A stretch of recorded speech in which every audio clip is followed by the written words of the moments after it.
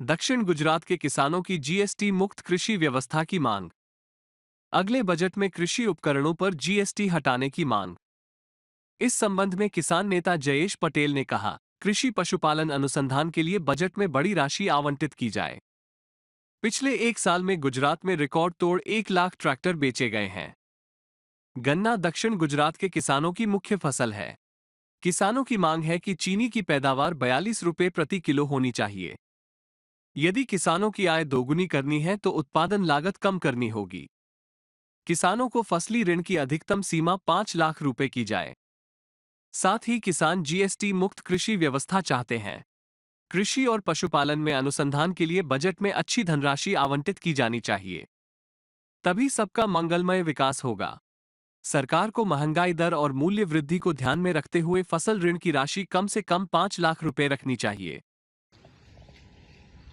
जयेश पटेल खेडूत આગેવાન આવતીકાલે દેશનું બજેટ જાહેર થઈ રહ્યું છે અને સ્વાભાવિક છે કે જ્યારે મહત્તમ વસ્તી ખેતી અને ગામડા પર આધારિત હોય ત્યારે ખેડૂતો ખૂબ જ અપેક્ષા રાખી રહ્યા છે। દેશના ખેડૂતોને અપાતું ધિરાણ 2006-07માં જે કિસાન ક્રેડિટ કાર્ડ છે કેન્દ્ર સરકાર લગભગ એમાં 3% જેટલી વ્યાજની રાહત સાથે 3 લાખની મર્યાદામાં શરૂઆત થઈ હતી। આજે લગભગ એને 18 વર્ષ થઈ ગયા છે અને એ સમયગાળામાં લગભગ ખેર માટે ખાતર ડીઝલ મજૂરી ખૂબ જ મોંઘા થયા છે।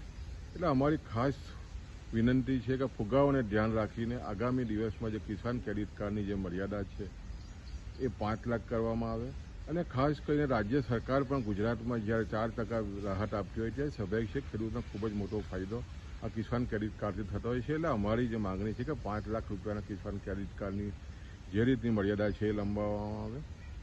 સાથે સાથે તમે જોઈ જે રીતે ખાસ કરીને દક્ષિણ ગુજરાત એ મુખ્ય શેરડીનો પાક છે અને જે રીતે શેરડી ઉત્પાદકોના જે રીતે એમએસપીના ભાવો વધી રહ્યા છે એના અનુસંધાનમાં કેન્દ્ર સરકારની જે ખાંડની લઘુત્તમ જે એમએસપીની જે કિંમત છે લગભગ છેલ્લા 2019 પછી વધી નથી।